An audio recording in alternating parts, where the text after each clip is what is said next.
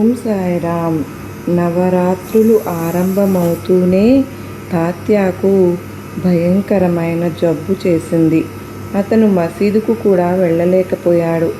బాబాకు కూడా తీవ్రంగా జ్వరం వచ్చి రోజు రోజుకి సాయినాథుని ఆరోగ్యం క్షీణిస్తోంది.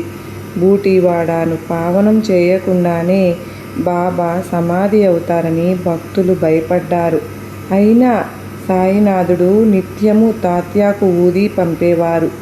ఒకరోజు భోజనానికి అతనిని మసీదుకు రమ్మని పాయసం తినిపించారు.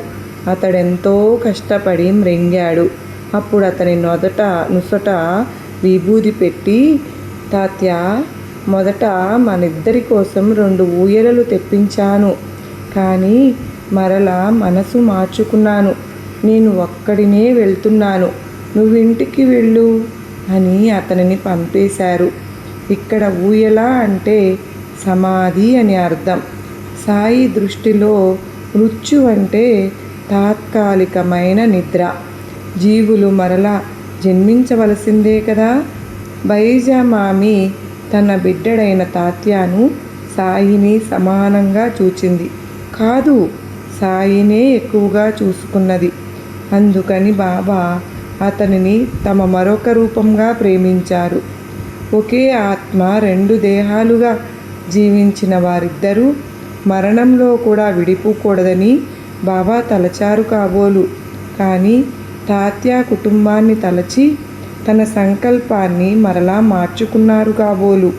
తాత్యా కంట తడబెట్టి, సాయి, నన్నే ముందు పంపరాదా అన్నారు.